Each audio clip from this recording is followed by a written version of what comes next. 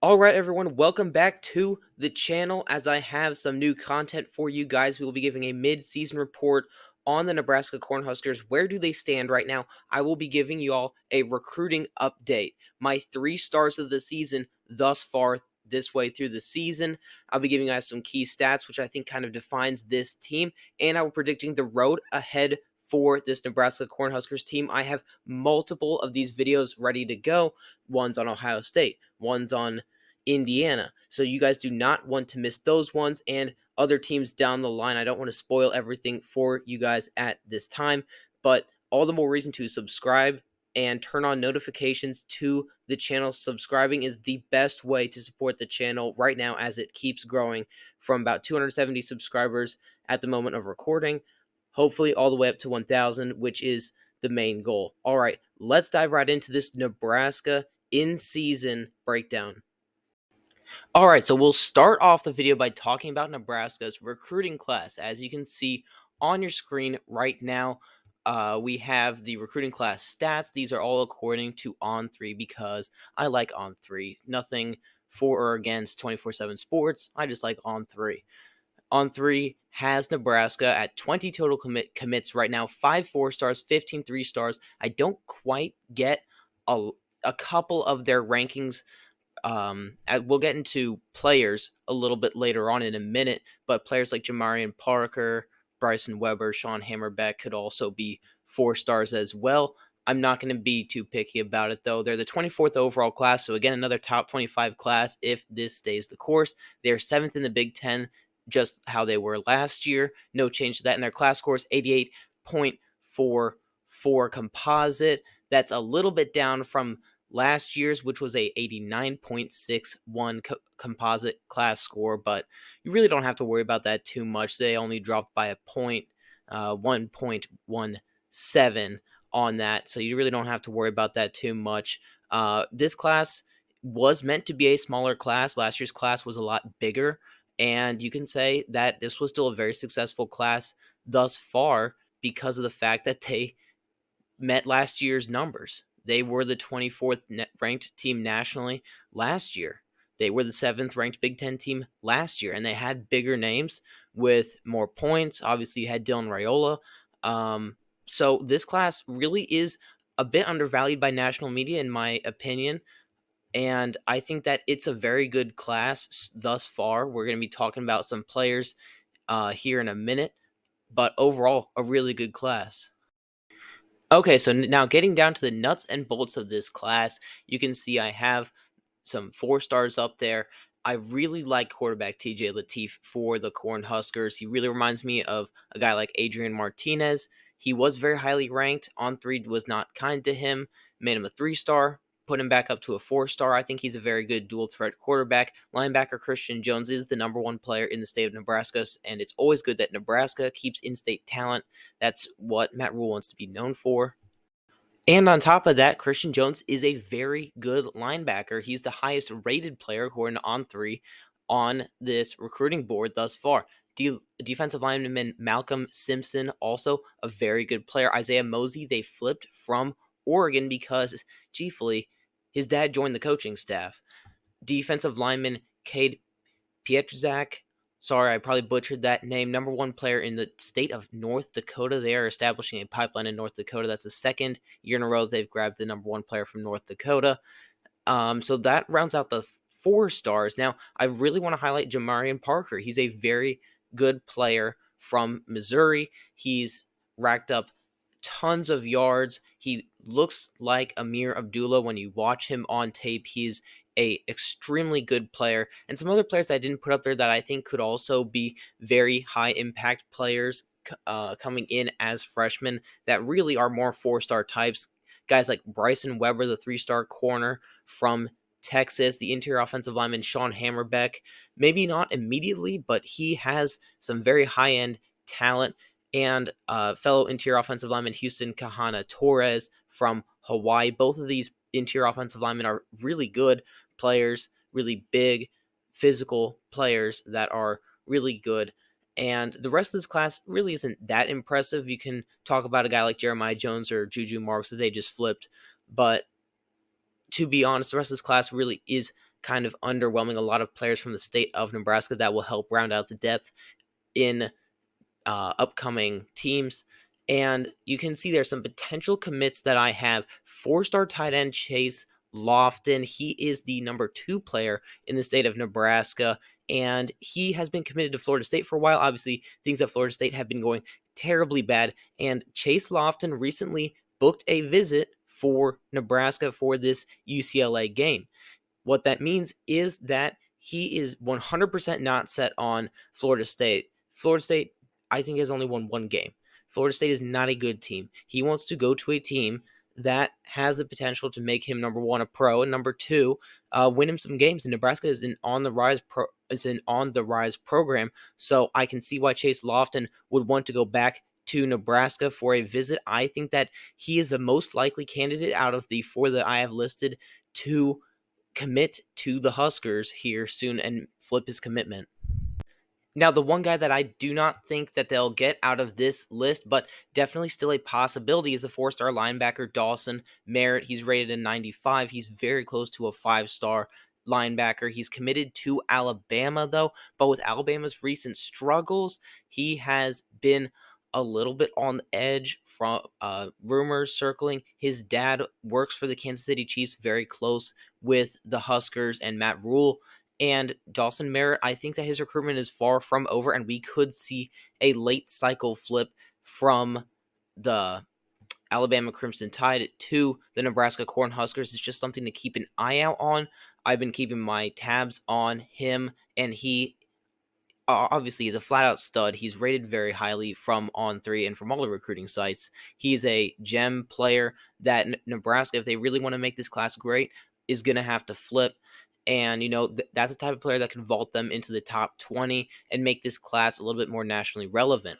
3-star wide receiver Jordan Allen, currently committed to Louisville, is also a player that specifically Dylan Raiola seems to be targeting. Jordan Allen is very interested in the Huskers. His recruitment, again, far from over, and I think I would say that I'm fairly confident that he will flip over to Nebraska, but I'm not certain of it yet. This is a flip that, again, like Dawson Merritt's, will happen a little later on in the year, unlike Chase Lofton, who I think after the UCLA game could definitely flip over.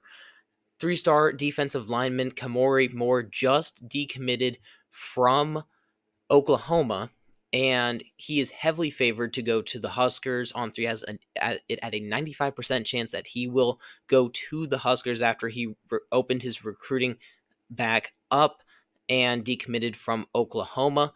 And Kamori Moore is a stud. He has all the physicals to make him a great player at a place like Nebraska, and he is going to be at this UCLA game coming up here in a couple days. So if they make a good impression, I could see a commitment following that game, just like with Chase Lofton. That's what I have on this class. This is only the class of 2025. I'll be making video. I want to lean into recruiting a lot more for a couple teams in general, but for all the Big Ten teams in general. So a video on the class of 2026 will be coming out closer to the end of the season, from what I've been researching, and I'm just trying to do a good job covering recruiting for you guys, because that is a subject that is not touched on as well and as much as other channels, so I want to give you some of that as well. So I'm not going to talk about the class of 2026. It's a little bit far in the future for me right now at this point in the season, though Nebraska has plenty of action in the class of 2026. But this is right now what I have for you guys as a mid-season report is from this class of 2025. All right, moving away from recruiting to the actual team now, I have some key stats which I think really say what Nebraska is this season thus far. Total offense, they rank 12th out of the 18 teams in the Big Ten, where this is all in retrospective narrative to the Big Ten. Total offense 12th. This is kind of where I would put them as well, maybe the 10 to 12 range, but we back it with stats here. And they're a back half type of offense. They're not a huge explosive offense like Indiana, Oregon, Ohio State, although we did not see them play well versus Nebraska, but they're still a very explosive and pretty darn good offense as well. It needs to get a little better. You'd like to see them in the top 10 in terms of total offense for Nebraska. I mean, Rutgers ranks ahead of them, Wisconsin, Maryland, Minnesota. These are teams that you do have talent at least at their level, or and probably better than a lot of these teams. So, I mean, I was up there in the top 10 as well, according to sportsreference.com. Again, I mean, this is something that can be fixed, and you can play really good offense if you're Nebraska. You have the offensive pieces. I mostly blame Marcus Satterfield. I put out a tweet the other day saying how bad he was. Follow me on Twitter at Big10_Quick Talk for any tweeting stuff that I put out. It's kind of sporadic. I just put out stuff when I feel like it. I try and do it very often as well. All right, enough with the plug. Total defense, they rank 6th. This is pretty darn good. You'd like to see them slide into the top 5 as well. So there is room for improvement on the offense and defensive side of the ball. A key stat that I think is really important for the team in general is their defensive line. They are 3rd in the Big Ten in sacks and TFLs. They have 23 team sacks and 53 team tackles for loss. This really shows how good their defensive line is. They rotate really well, which gets fresh bodies in there, and they have really good players behind players like Ty Robinson and Nash Hutmacher, which we may talk about toward the end of this video. The thing that I don't like about this Nebraska team is their rushing offense is 14th out of 18th in the Big Ten. They rush for 126 yards per game.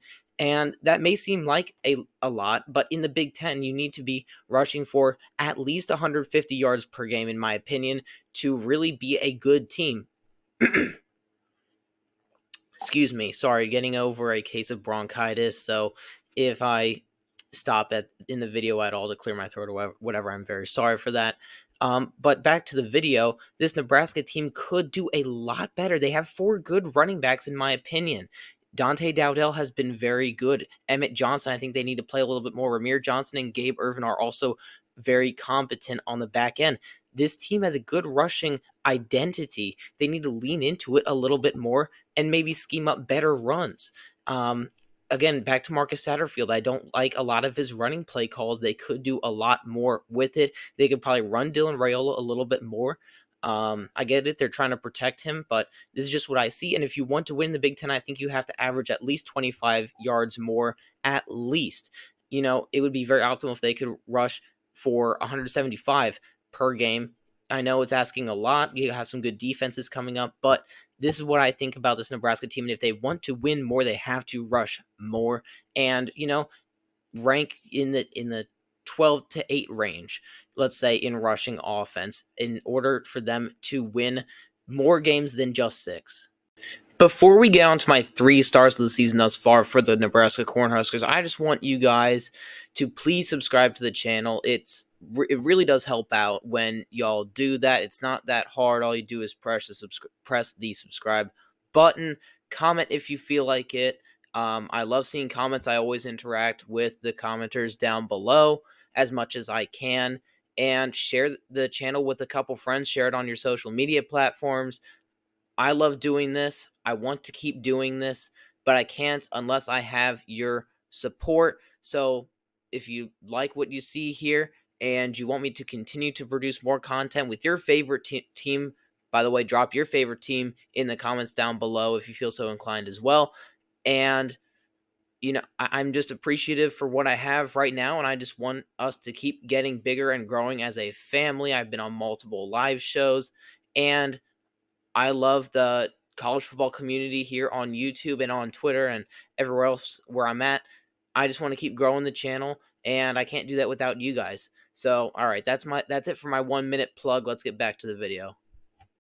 Okay, so here are my 3 stars of the season thus far. My number 1 star is Ty Robinson. Ty Robinson is leading the charge for this defensive line. He leads the team with 7 TFLs, leads the team in sacks with 4. He has 3 pass breakups as a defensive lineman, and he blocked a field goal. So he's doing it on special teams as well.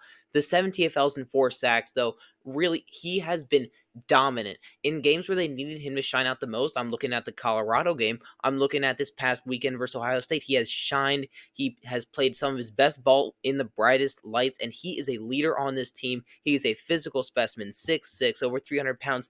And what I love about what they do with Ty Robinson is that they will have him rush the passer from all three of the gaps, the A gap, the B gap, and the C gap. They have him on the edge. They have him come off the edge sometimes as well. They have him going up the middle. They have him, they attack different parts of the offensive line, and they can do that with Ty Robinson really anywhere on the offensive line. They can attack that offensive line wherever they want to with Ty Robinson. He is a stud. He will be in the NFL next year, and he is leading this defensive line, the defensive line that I talked about in the past segment. My second star of the season is Malcolm Hartzog, the corner who converted to safety. He plays some corners sometimes too, but mostly safety. He has 27 tackles, 4 interceptions, leading the team, and that is second in the whole of the Big Ten, tied with a couple other players as well.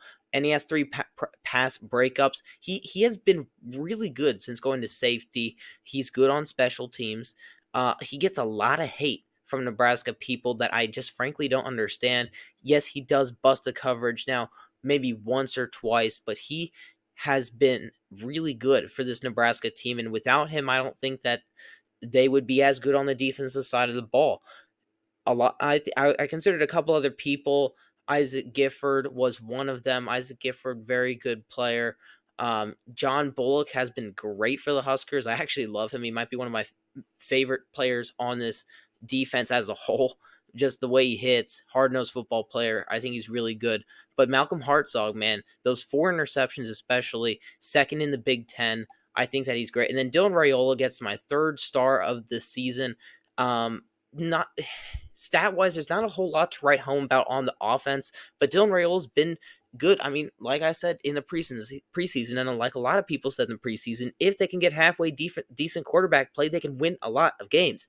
And thus far, they've won 5 games out of the 8 that they have played. And I think that's thanks to Dylan Raiola. If you have a Heinrich Haarberg back there, no shade to him, I don't think you win some of the games you do, like the Colorado game.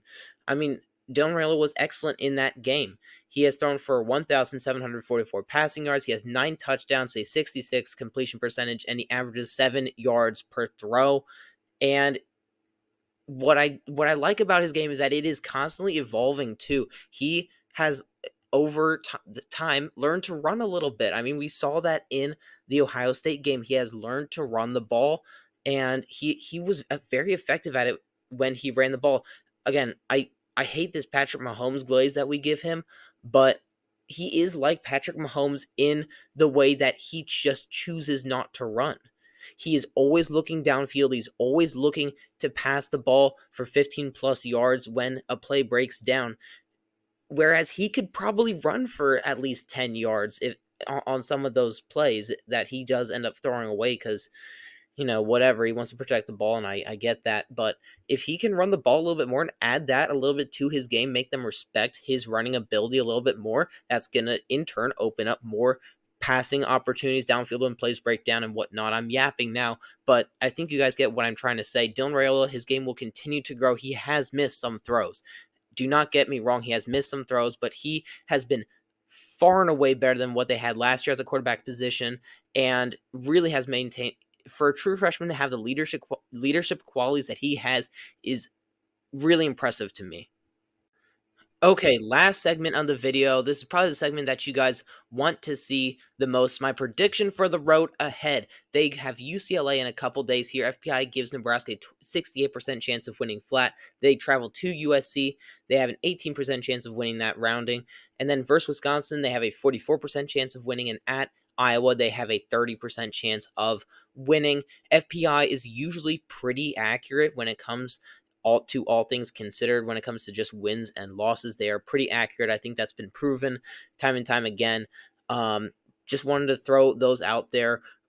They could win 3 out of 4 games here. My prediction is that they will be 7-5 and beat UCLA and Wisconsin on senior night at home. Could they lose to Wisconsin and beat Iowa? Yes, they could. Could they beat both Wisconsin and Iowa? I think that they could, and I think that they're going to keep the Iowa game very close. Just right now, where I have them put, I think Iowa would beat Nebraska by 3 to 7 points. USC is a game that's going to be very interesting, and I give USC the edge. But once we see this Nebraska UCLA game and USC play this coming week, I think we'll have a much better handle on who's going to win this game between Nebraska and USC. But right now, I have USC winning that game. Um, the rest of it's very winnable for the Huskers. FPI, when you look at those numbers, you're like, but really, it's a winnable stretch. Wisconsin, I think, is a game that Nebraska will win at home.